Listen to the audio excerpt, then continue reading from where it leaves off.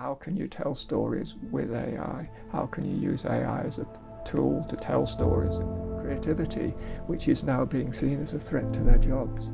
Great storytellers know their craft, but then they're also able to see the constraints they're working in and being able to say, how will it be radically different? Teachers are then becoming both commoditized and sidelined.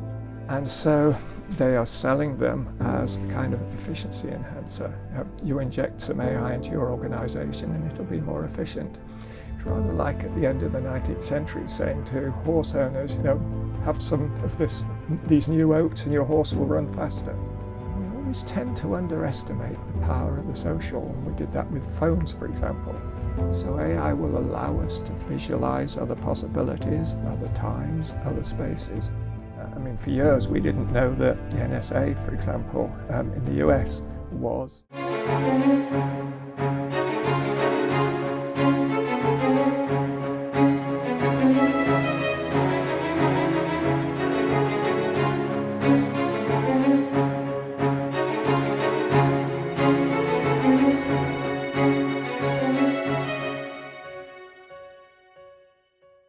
Professor Mike Sharples. Let's call me Mike, please. Excellent. Thank you for coming. So we're going to have a general chat just about all sorts of topics. You're a fascinating man with a fascinating background, and obviously the topic that we generally surround the discussion or have a relationship with is AI. And we're one of, in many ways, the godfathers of AI. It's deemed a very new thing, but explain to us your background and the real history.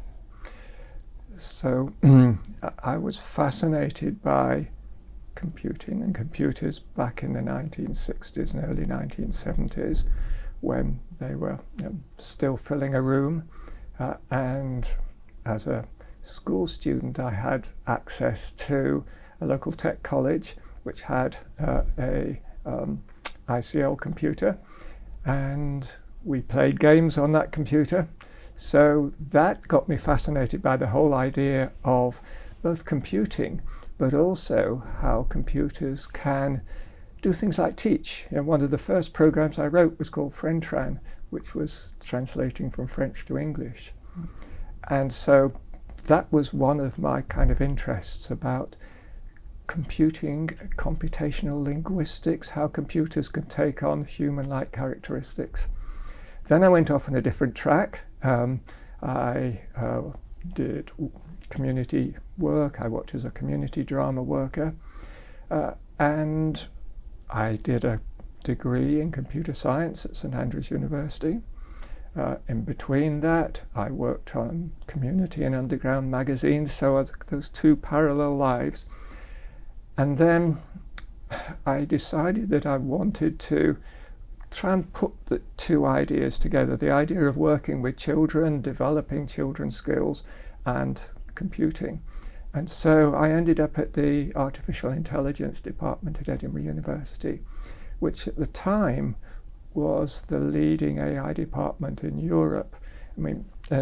So it was just when I got there, it was the first AI winter at the end of the 1970s, when the UK funding for AI had just collapsed. There was a report called the Lighthill Report, which said there was no future for AI, that research councils should stop funding AI. And so that was exactly the time I came to the AI department. So funding had almost stopped. We had a robotics program there. We built one of the very early computer vision systems for robots. We had entrepreneurs from Japan coming to visit Edinburgh to find out what Edinburgh was doing.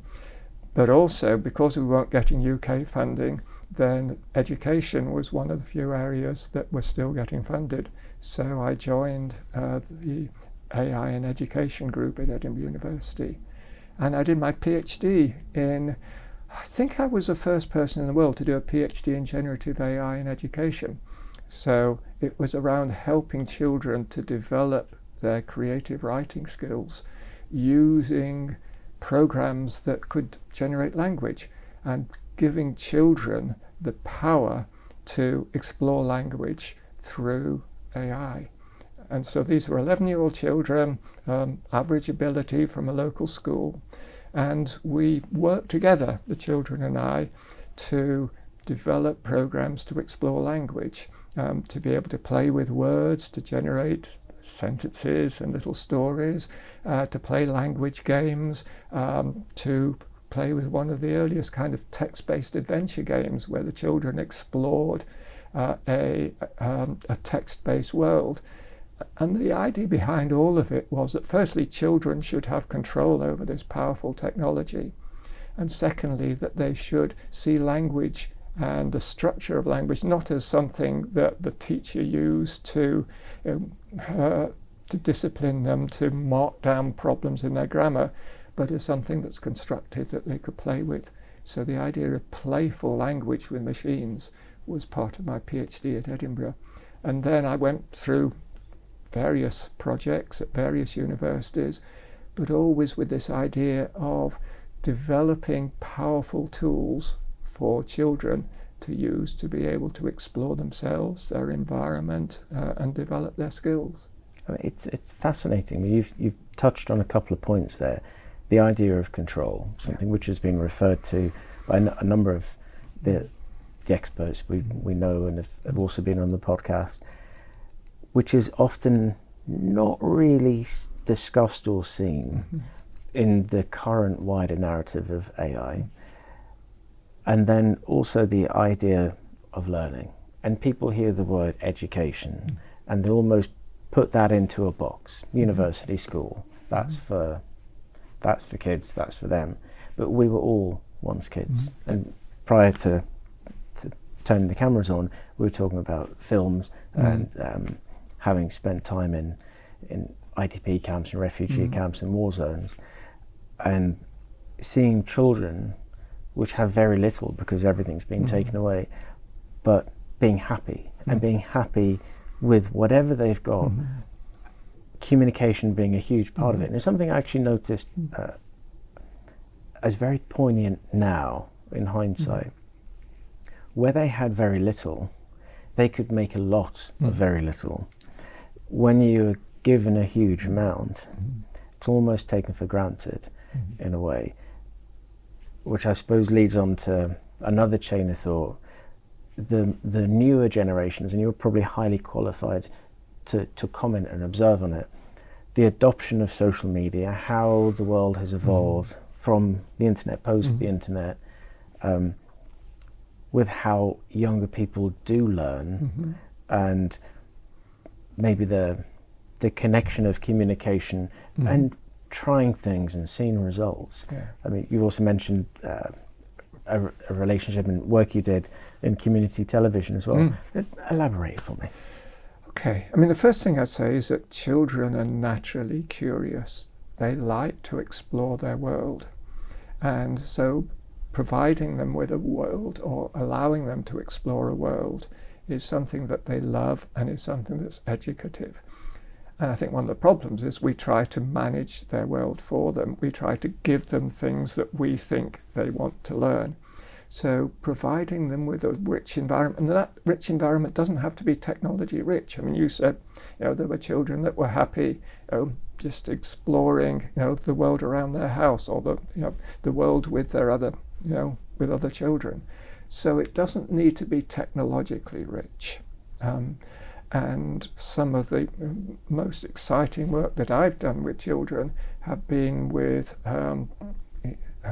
for example, simple game playing, through developing their collaboration, their storytelling.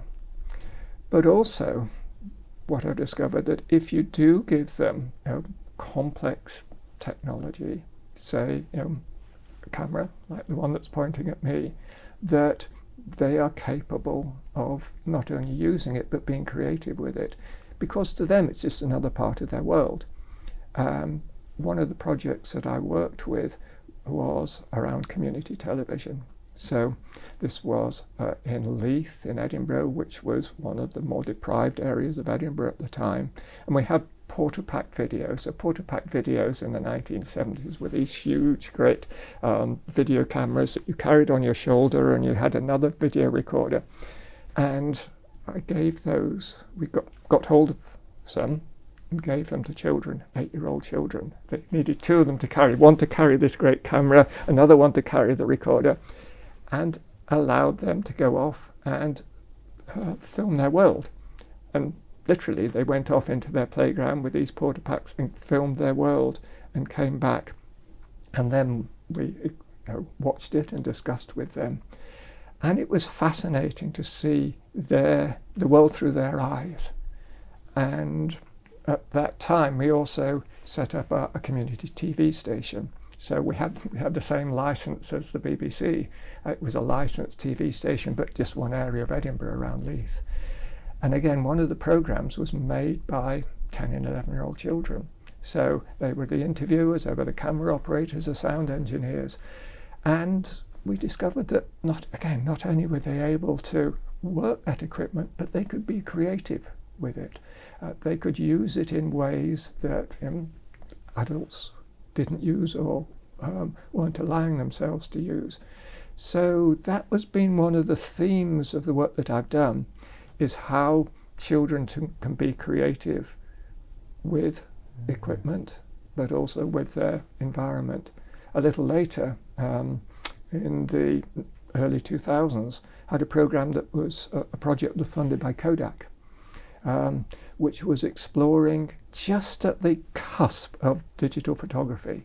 So Kodak was wanting to see, firstly, how children use cameras, and also how they might use digital cameras. So this was at the very end of film cameras. And we gave, again, cameras to children aged 7, 11, 15, across 5 different countries. And we literally gave these single-use cameras, so film cameras, to children and said you can use them in whatever ways you want it. And then we gave it to them on a Friday. They came back on a Monday. We developed the film and then interviewed the children about the films that they'd taken.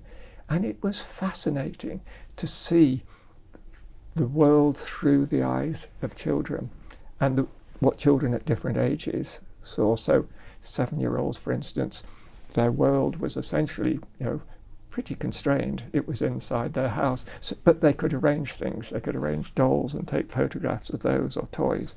11-year-olds, they were the ones who were allowed outside. They explored their world outside, and you could see that through the films they took.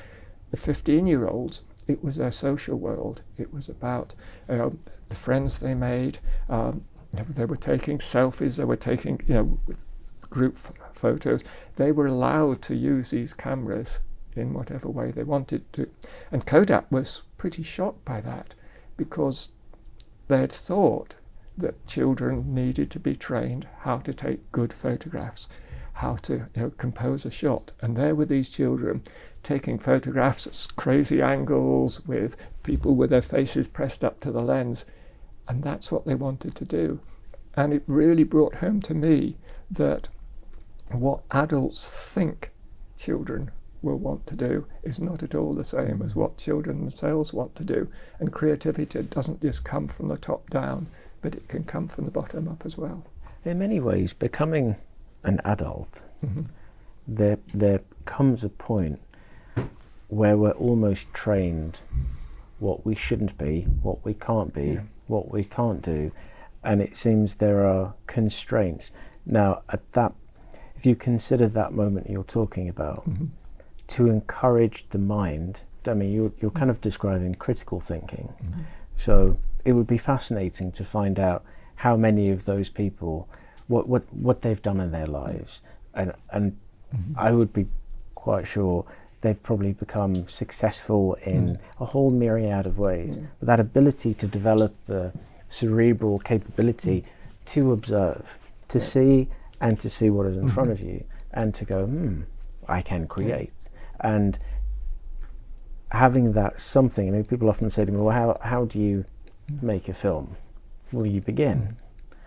Even the studio we were discussing, how do you build a studio?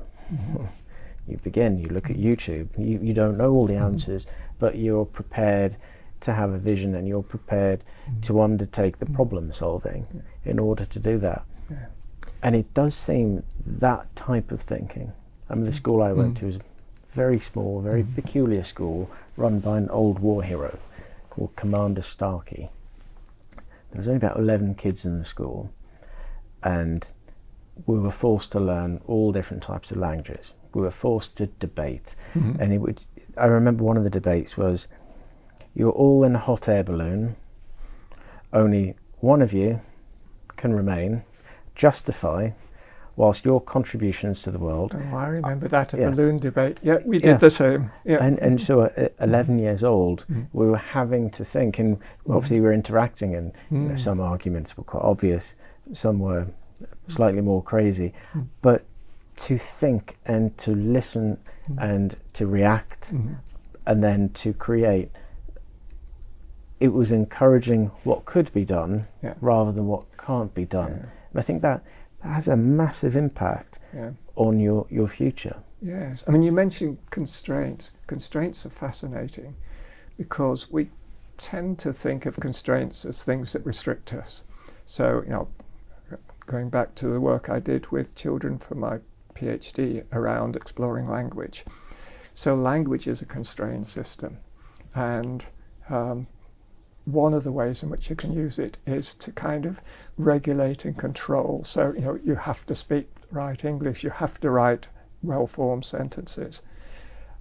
But if you can see those constraints as constraints, not just you have to work within them, but if you can see them as possibilities, then you can start to say, well, what happens if I change those? What happens if I just alter that? Now, you really need to understand or to know that they are constraints there before you can start to change them. And that's what I try to do with 11-year-old children with language, to say, you know, grammar isn't just something that restricts you, but it is a constraint that you can play with. And I've looked at this in many different ways. You know, the grammar of film, for example, and how that can both constrain you, that you have to, you know, work within those constraints of the studio, of the lighting, and so on. But also it allows possibilities to say, what would happen if? What would happen if we altered this lighting? What would happen if we moved this camera? And so the sort of dialogue between constraint and possibility, between restriction and what if, has been very much a part of my work. Well, it sounds like the effect. I've heard the inspiration of people like Brian Cox, the physicist, and Neil deGrasse Tyson, the curiosity, and which is in many ways the description of physics. Now, if you were to talk about playing as a child and then physics, if you to look historically of the development of our world, humanity, the idea that the sun went around the earth, it's the curiosity to then observe, in fact it doesn't. And then more and more is learned, more is understood. So effectively those constraints, those boundaries are currently observed, currently understood. But if you never question anything, then it'll never change. But as soon as you do, and we have this in music when producing, you have to learn the nuances of all the rules so that you can break them. Yeah. And if you look at music theory, well, we have arguments with one of the lads filming here, not so much anymore, but we used to. But you can't do that, that's against the rules. Yeah. And you'd say, well, the measure of a great song and a hit is, does it work? Yeah. And if it works, it works. Yeah. So you could literally do things which are against music theory creatively, but almost the diseducation of structured education actually creates, on most occasions, better results. And that's where you can then move into emotion and expression, which from a creative standpoint, writing obviously is a hugely important. It's songwriting, lyrics, script writing, TV series, movies. then into acting, expression, then special effects. There's always a relationship, and it's storytelling. Yeah. So that's fascinating. Again, going back to constraints. If you have too tight constraints, then you don't get creativity. If you have too lax constraints, you have too many possibilities, and it becomes disordered, unstructured. So it's being able to add the right constraints. So one of my great mentors was Margaret Bowden. I worked with her at Sussex University. Margaret Bowden, still alive, and she developed a theory of creativity around mapping, exploration and transformation of conceptual spaces. So the idea is that if you want to be creative, firstly you need to be able to understand the space that you're working in. You need to know the physical space. If you want to be creative with paints, for example, you need to know the properties of the paints. You need to be able to explore them to see what's possible. For instance, if you're doing painting, which paints combined to create what sorts of colours, what sort of textures. And for most people, creativity is within mapping and exploration. It's what she calls sort of psychological creativity. But then there is a possibility to transform those spaces, to be able to look on them as spaces, which you then say, well, how could they be different? And that's where what she called H creativity, historic creativity, comes from, is being able to take some set of possibilities and then to say, what would happen if, how could they be different? And that is, that's the way the great creativity comes from. But you have to go through that sort of apprenticeship of being able to map, to explore, to play with the world that you're in, the constraints of the world, in order to be able to then have the opportunity to transform them. And it doesn't matter whether it's music or whether it's film or whether it's art, whether it's stories and storytelling.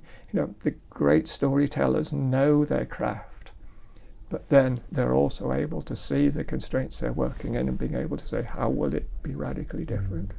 No, that's fascinating. I mean, it resonates completely as well.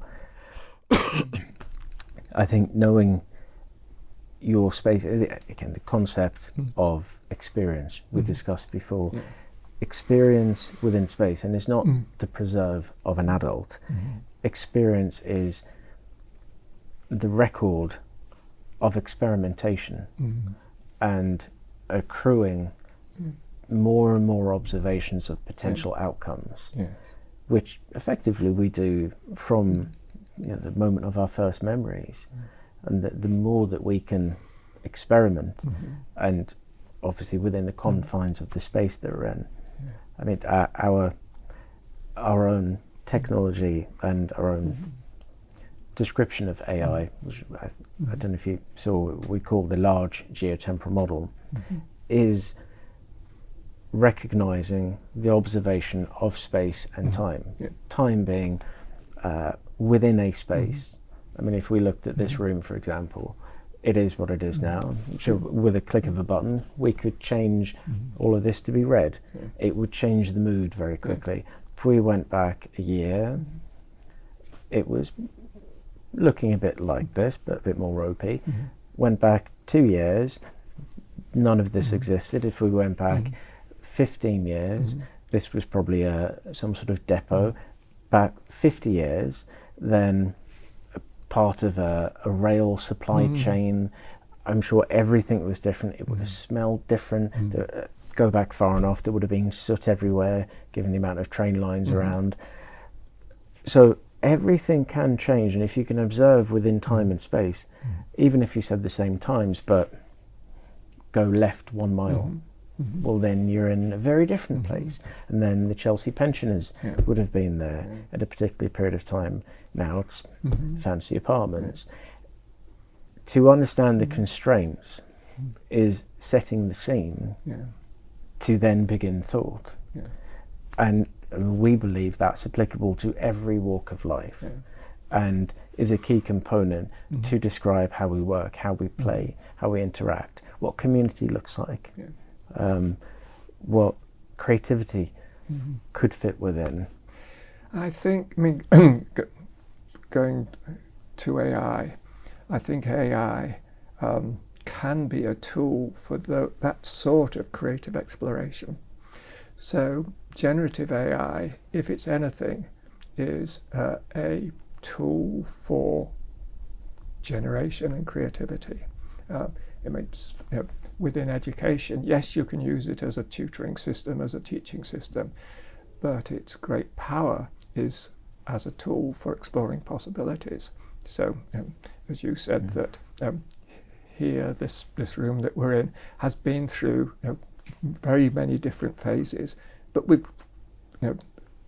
don't know now a lot of what was there before.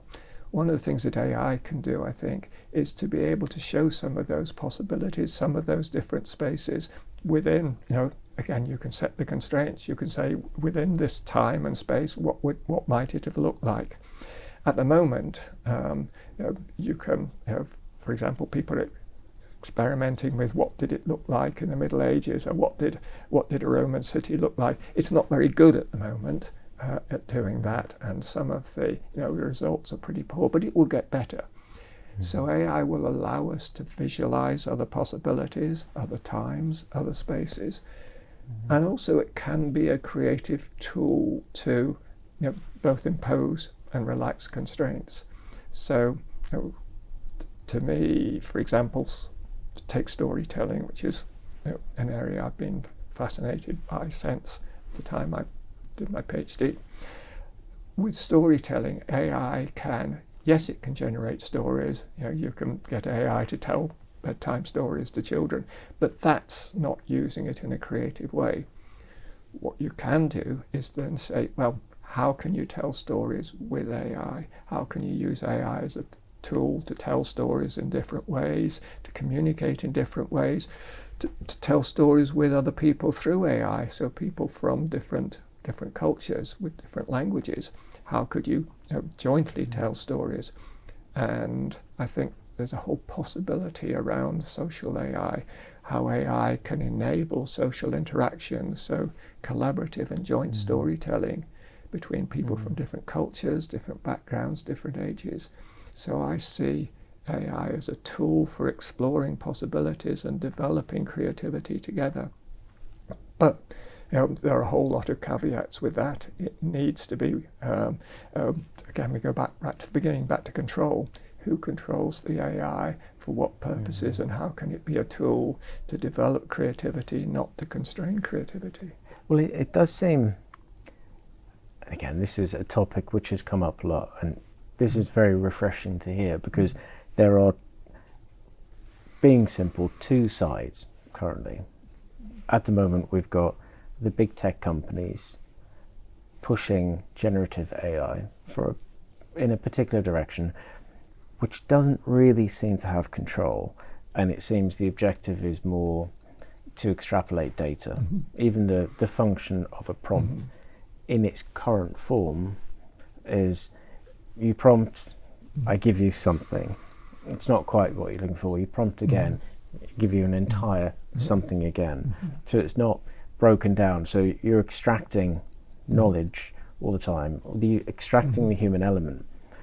Whereas the creative element should be, how can you as a creator, and maybe map your knowledge, your experiences, all the valuable components. I mean, we see this with script writing as well. If everyone sounds the same, if the tone is the same and it's very generic, that's almost anti-creativity. But the true capability, which I know will be coming, I think we both know will be coming and available sooner rather than later, which is the opposite to the first premise, is to accentuate and allow the individual to explore, to capture an individual's narrative. I mean, if you look at it in a commercial sense, my dad was an ad man, so I was brought up always hearing different TV commercials, headlines, and knowing art directors and copywriters. how can you say in a simple thing, something which is very impactful, but targeted at a very particular audience, with a sentiment and tone which fits a brand. So there's all the consistencies, all the nuances, and to elaborate the skill of a really talented copywriter or scriptwriter or songwriter, and to enable that to happen on a greater scale and enrich that experience, I think AI will be absolutely incredible. That's probably not what we're being served at the moment, because it's possibly contradictory to the objectives of the people supplying that technology. I agree, and I think there's two things we need to rethink.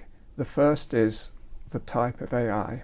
So we're still at, again, very early stage in generative AI, and it's being controlled by a few companies that have produced large language models, LLMs, and it's taken up to $1 billion or more to train these LLMs, and they have been sold as a tool that you interact with. You give a prompt and you get a response, or you give a prompt and you get a piece of text or an image.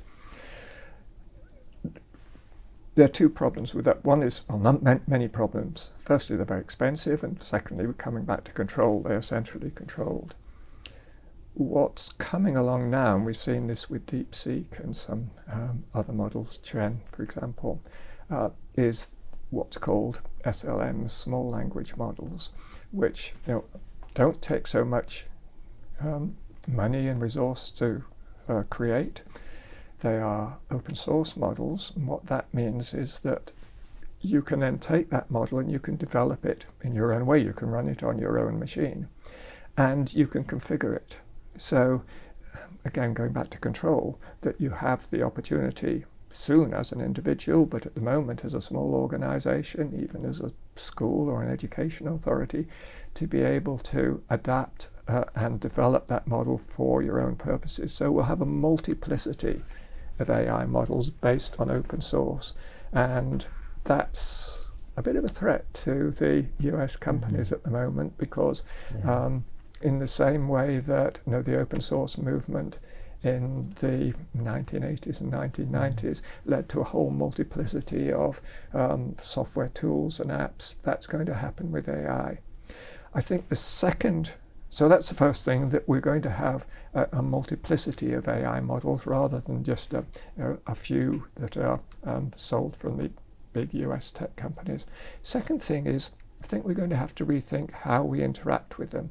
So at the moment, we're still thinking in terms of prompts and responses. But I think what's going to come is that AI will be embedded into all the tools that we use. It's already being embedded into the office tools, but it will also be embedded into the social tools that we use. And we always tend to underestimate the power of the social, and we did that with phones, for example. We didn't really understand that the power of social media, power of texting, and that's going to come with AI. So AI is going to become more social, and so we need to kind of rethink, rather than sending a message, getting up to a machine, sending a prompt and getting a response. We're going to think about how it's becoming embedded in our social world.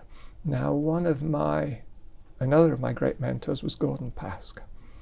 Gordon Pask came from a very different kind of AI from world of cybernetics. And there's a fascinating history of British cyberneticians, Stafford Beer and others. But they saw the idea of systems that were interacting and conversing. So you and I are conversing, and in doing that, we're trying to reach an understanding, or at least having an enlightening conversation. They saw these conversations not only as involving people of all kinds, but also machines. So how can you have constructive conversations with machines and through machines, and how can you develop a cybernetic system, a system that can adjust, that can create, can enable conversations of many different kinds. And I think if we will start to think about AI in those cybernetic terms, where we will be having all kinds of social interactions, new media interactions. We'll have all kinds of new entertainment that may involve social interaction. And AI will be a component of that. So it's not that we're just having, sending a message to an AI and getting a response, but we will have all kinds of social interactions that will be through AI to AI. Now again, coming back to control, the issue then is who controls those social interactions, who controls those communities that involve AI. That they're not necessarily the people at the moment who control the AI, but they're the people who control the social world and the social media. So there will be the entertainment companies, they will be the social media companies in which AI will be embedded. So I think there's both an opportunity to develop new kinds of entertainment, new kinds of conversation, crossing cultures, involving many people, being empowered by AI, but there's also a huge danger that these conversations, these interactions, these new forms of entertainment will be controlled by a few media companies that again place constraints of competition, monetization, branding on the types of conversations and the types of interaction and the types of creativity. Well, it's effectively the flow of information, is it? The influence over that. I mean, Meta are actually very, very well positioned for this at the moment, and Hollywood is going through significant changes. Obviously, Disney have come into the mix, but it does seem that the wider conversation of AI is moving towards a capability-driven aspect, and obviously it is all to do with the relationship of the human, but humans live within an organizational construct, business, whether it's enterprise, whether it's social media, communication, how we actually have our relationships, even the function of government is their structures, and it's being sold on convenience. And I've always said, be wary of anything where you're being sold convenience, such as fast food. Turns out not healthy for you. Fast fashion, to whose expense? So convenience is very much the retail side. The business side of AI doesn't seem very evolved at all. I think the head of IBM said last week 99% of company data, corporation data, enterprise data hasn't even been touched yet. Because effectively the function of AI in the business context is scaling effectively thought without the need for humans necessarily to be doing the donkey work, in the same way the Industrial Revolution provided an increased capability, capacity and output, still whilst under human control, and that obviously comes with huge risks, because you do want to control that, but you do want to create intelligent, thought-driven automation, observing good outcomes and steering towards good outcomes as opposed to bad ones, and then ensuring there is, on the other side, the directly human integrated, human behavior replicated, rather than human action related. But there's going to have to be kind of an intersection. But as you say, if the majority is specifically controlled by a very small number of organizations, their function, obviously every business, their function is effectively to make money, but is to have that control, is the prevention of everyone else having control. So it becomes more monopolistic than, and sold in a very disingenuous manner. That's right. I mean, it is being sold in a disingenuous manner at the moment. As you say, many companies haven't been touched directly by AI yet. The big AI companies want to recoup their investment, and so they are selling them as a kind of efficiency enhancer. You inject some AI into your organization and it'll be more efficient. It's rather like at the end of the 19th century saying to horse owners, have some of these new oats and your horse will run faster. And the big problem is that Well, one huge problem is if AI starts to compete on efficiency, then, and AI systems compete on efficiency, then humans won't be in the loop, because humans are inherently inefficient. So this is already happening. So you have text-based AI systems and you have image generators, and the way they communicate with each other at the moment is through natural language. So you've got, you give a prompt in natural language to an image system, it produces an image that's maybe then converted back into natural language. Natural language is the way they communicate at the moment, but that's inefficient because natural language is inefficient. And so there are already companies trying to develop more encoded ways for AI systems to communicate with each other. That will speed up, they will make them more efficient, but they will make them less able to be understood because we won't understand, particularly if they use machine learning to improve the efficiency of these communication systems. We won't understand how the AI communicates. And as they become more efficient, we will be pushed out of the loop. And a good example of that's in education. So I went to the BET show, which is a big education jamboree. I think it's the biggest edtech education technology show in the world. And it was in London in January, and there were thousands of people there, and there were lots of stalls. And AI was the theme of the year. And every stall there, it was, make your teaching more efficient with AI. Now, what does that mean? It means that schools put AI, or universities put AI into the system, and it will do things like speed up your marking. It will do automated assessment. It will provide automated response to students. It will provide automated tutoring, so the student can directly interact with the AI and it will teach them in an optimal way. But what it means is that teachers are then becoming both commoditized and sidelined. Commoditized because they then have to work through the AI, and that the AI interposes itself between the teachers and the students. And I've talked to some teachers and say, one of the ways we get to know our students is through reading their assignments, doing the marking, giving them feedback. If an AI system does that, we lose some really important contact with our students. And also, teachers will have to dance to the tune of the AI. They will have to then fit the AI into their routine. They will have to interact with computer systems rather than with the students. And they don't want that. And yet that's how it's being sold. Now that's the area that I know best, education. And what it means is that already teachers, academics are starting to react against the AI because they see it as a threat to their jobs and as a threat to their relationship with their students.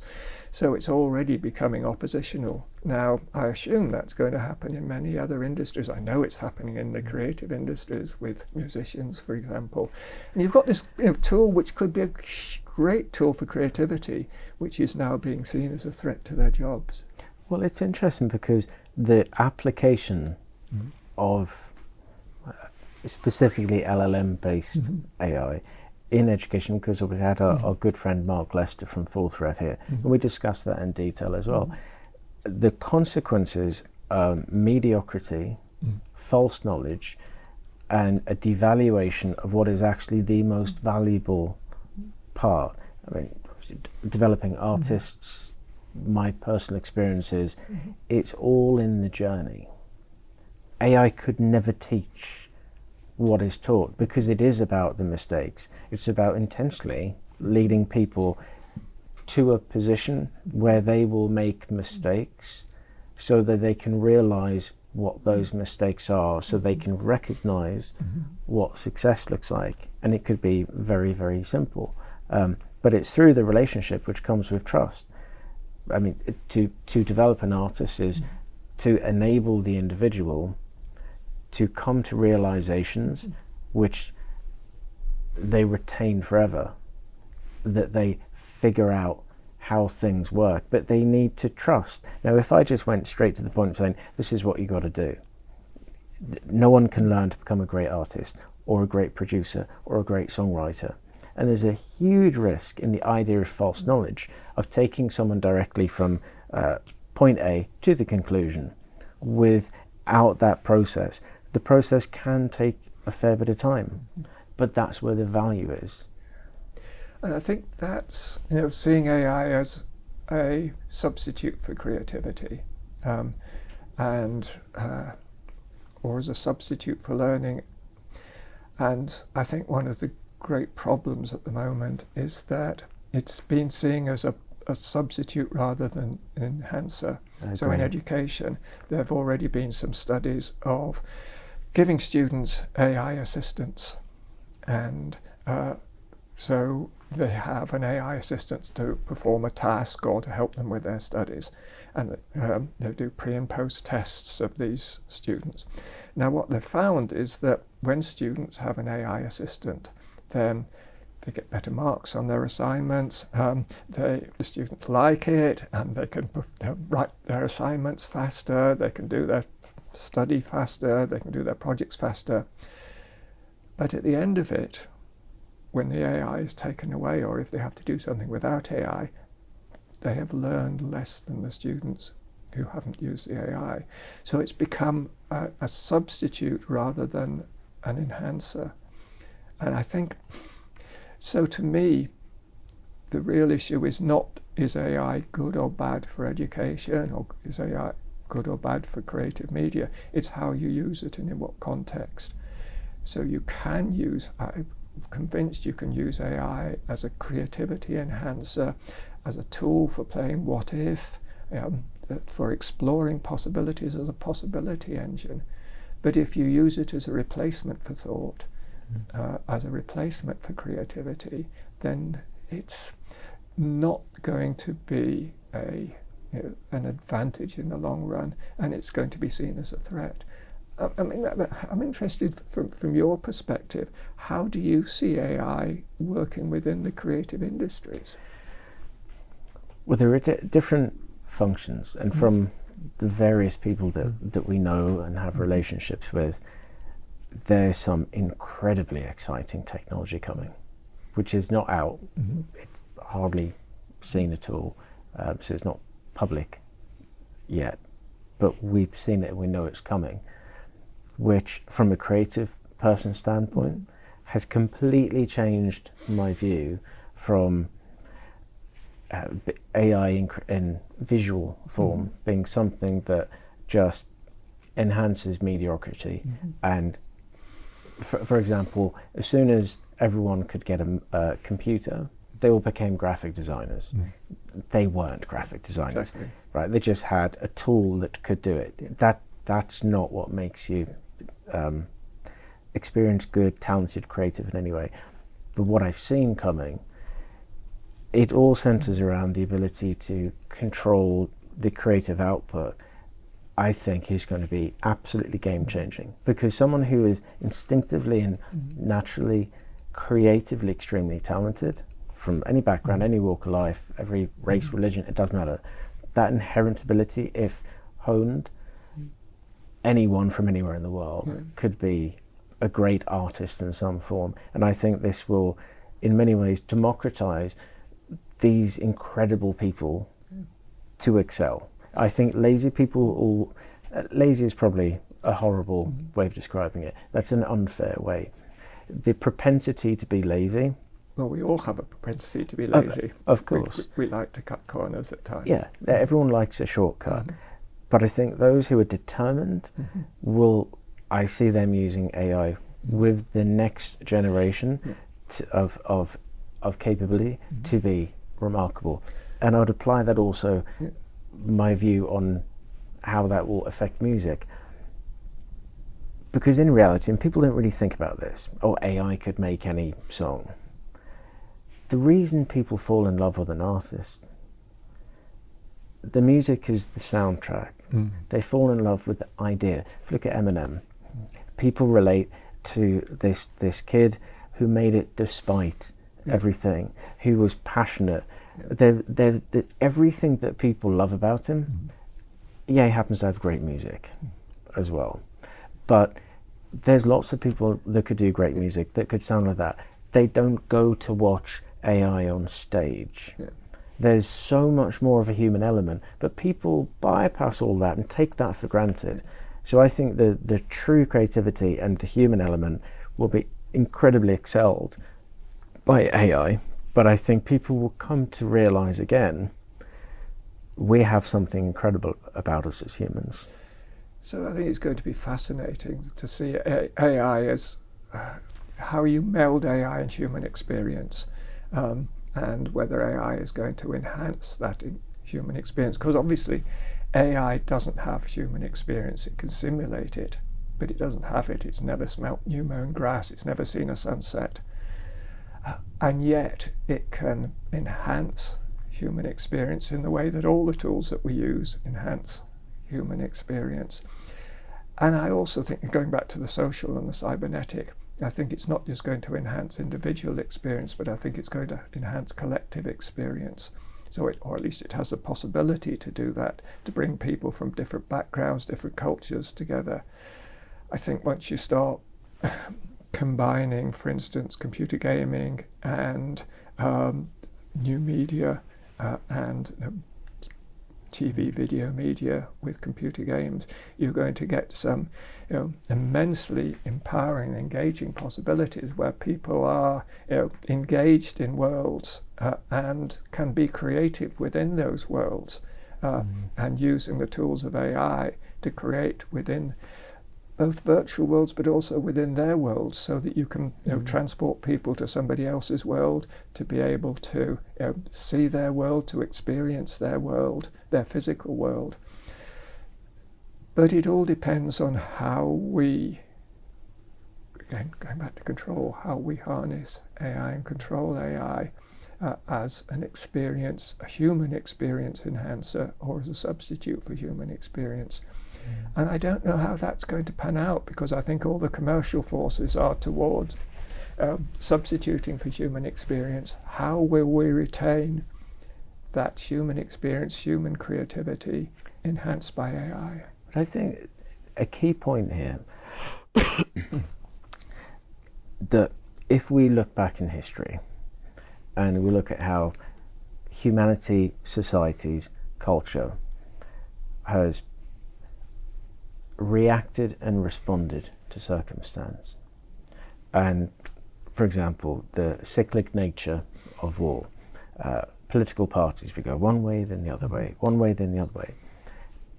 We've observed the youngest generations tend to, there's a lot more that are rejecting social media. They don't want to be tracked, they don't want to get involved in that, they want to live as humans.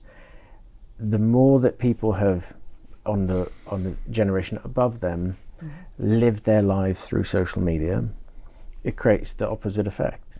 And I think the more you could have anything done, there are people that will feel compelled to do it themselves. And yes, may leverage AI in a positive manner. And if we look at the big companies, any time that it becomes clear and obvious that the large companies are trying to control, it creates a counter to that. It creates, I mean, we talked before we were on camera, Bob Marley.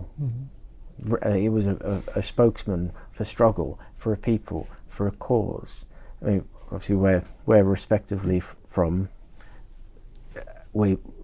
our areas were more community driven because of the nature of the socioeconomic circumstances.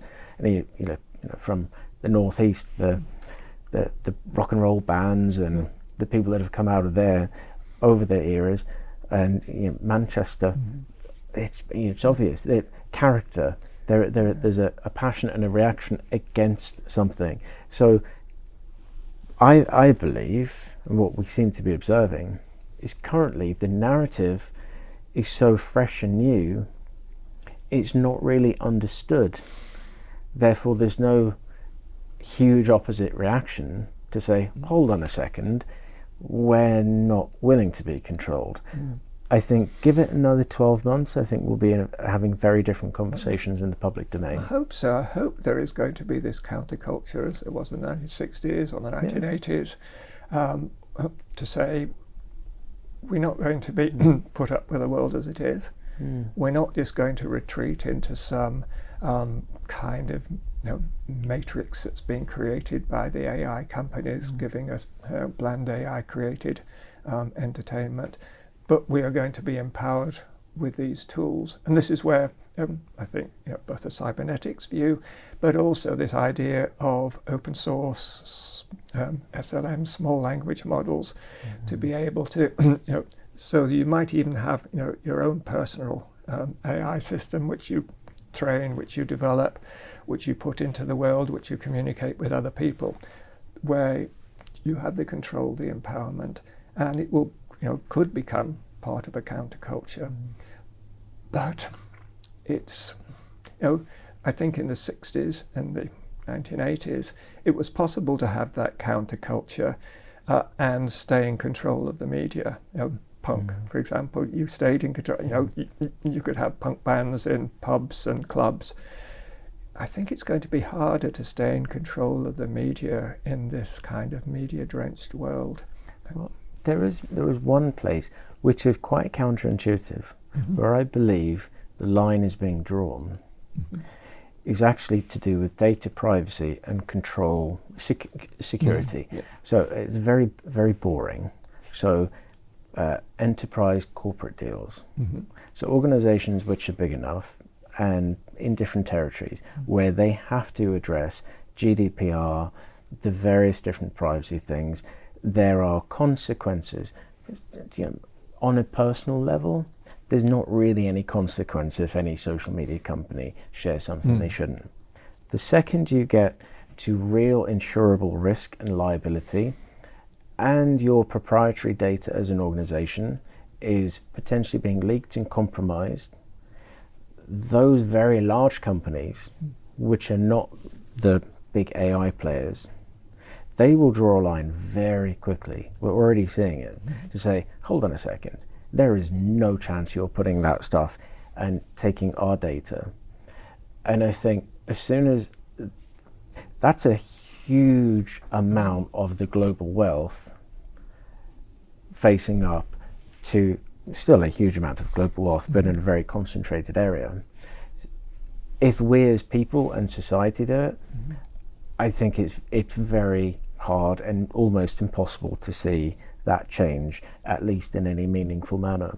But the enterprise side, if you've got a company worth hundreds of billions and you're thinking, any of these companies are really taking our data and asking us to do things which in any software deal we would never allow for security purposes, then I think we're actually going to find what would usually be the opposite, or the thing counterculture goes against, being divided in two and effectively watching two Trojans, or not Trojans, very large things go against each other, Titans, not Trojans, two Titans go against each other, and for us with very little influence to observe, to say, this is interesting.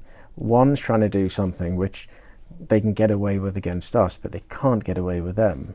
Then I think that will begin to inform, because large companies are simply aggregations of lots of people.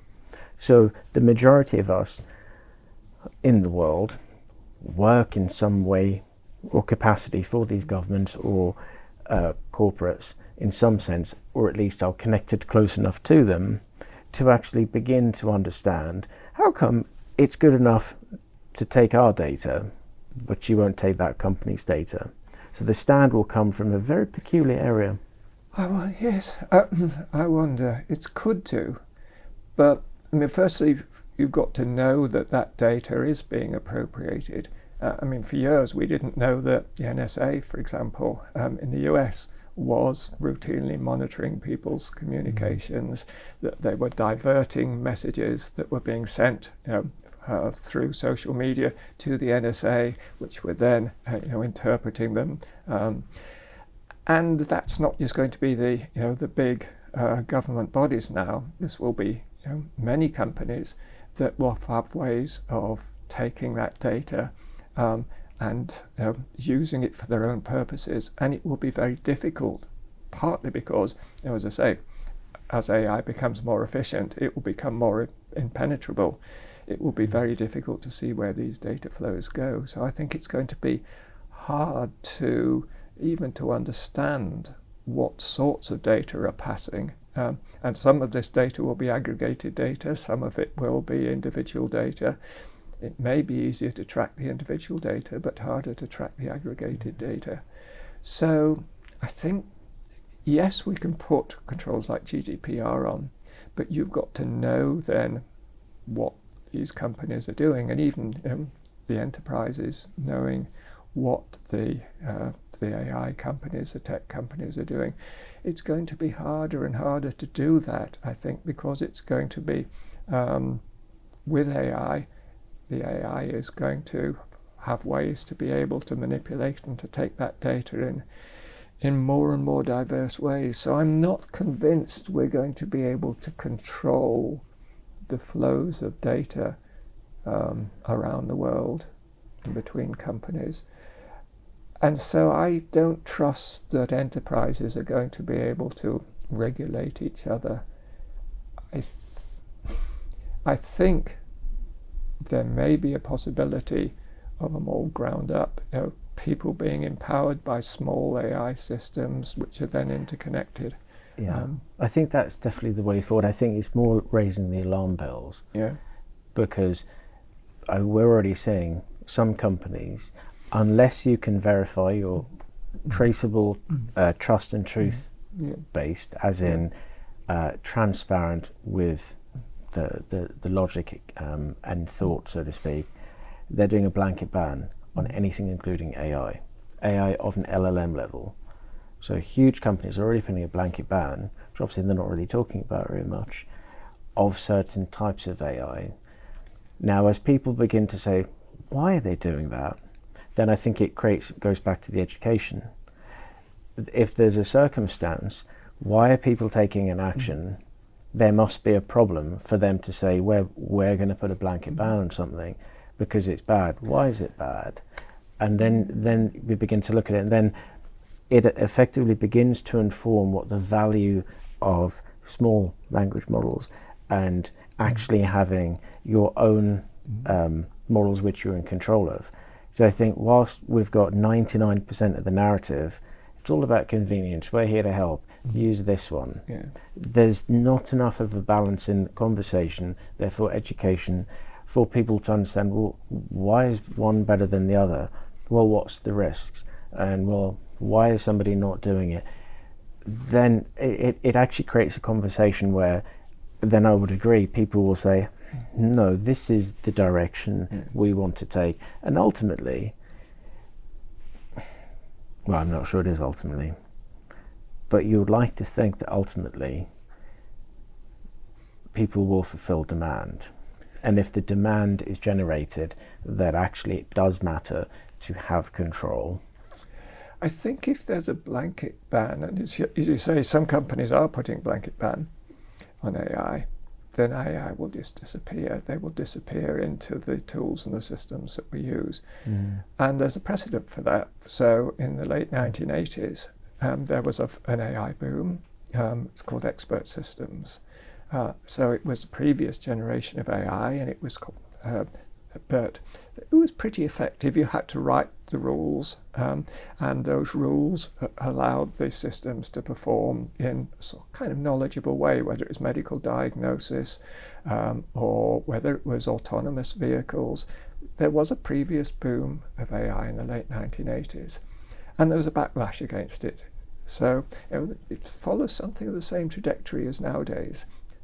It was at the time of the Strategic Defense Initiative called Star Wars, and there was a huge concern about AI being controlling weapon systems, AI controlling nuclear power stations, and there was a public backlash against that.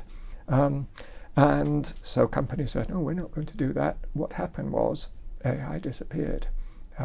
AI went into search engines, recommender systems, rating systems. All that previous generation of AI is still there, but they didn't call it AI. So the companies were wise enough to downplay the spectre of AI and to just embed it into the systems they use. So the credit rating systems, for example, that have been around for 30 years or so, that's controlled by the previous generation of AI, by expert systems. And I think that could happen now, that if there is a backlash, if companies say we're not going to use AI, it will just disappear into the tools and the services they use. It won't have a big AI button or powered by AI on the front of it, but generative AI will be there helping to run those systems. So effectively it hasn't really ever gone away, and it's not going away now, ever. But was it the Newbury bypass? The company changed the name, and then people forgot about it. You mean the one where the protesters and precisely what was his name? Swampy. Yes, the protests against the Newbury bypass. Yeah, because it was. I forget the name of the previous company, but I mean that's a trick as old as time. That's right. Just change the name. That company doesn't exist anymore. Right. It just changed the branding. I mean, you don't hear about expert systems anymore because they became toxic. I recognise the name, but I mean, I'm in this business. Well, there was and I was part of that. There was a big backlash against expert systems, particularly being used to control, as I say, autonomous weapons systems, early warning systems for nuclear defence, missile defence, controlling nuclear power stations, because there was at that time there was the idea that, say, early warning systems, that if nuclear missiles were coming, you wanted to respond as quickly as possible. Humans were too inefficient, so you had to let AI control those early warning systems, and there was a backlash against that. We don't want AI saying when missiles should be launched. And so it all disappeared. And I think the same thing might happen again. You won't have the big powered by AI, but it will just disappear into the background. See, I think this is why people should learn about capabilities and understand what's actually happening underneath the surface, because when you get to that point, the concept of control, the concept of not leaking data, the concept of leveraging value from AI, hugely powerful. But again, it comes to the education. We're very, very early in this generation of marketing. So I think, going back to education, I think young people, it's interesting that in universities, for example, it was the students who had the first use of AI for writing their assignments, and the universities had to struggle to keep up, and they still are. So young people are embracing AI, partly because it helps them to write their essays at schools now and at universities. So they're embracing AI. It empowered them, not in a way that the education institutions wanted. And I think that with new type of open source AI models that will be free, that will be small and configurable, there could be a counterculture from young people who use AI in creative ways and discover creative possibilities. That's the optimistic view of the future. I think that's inevitable.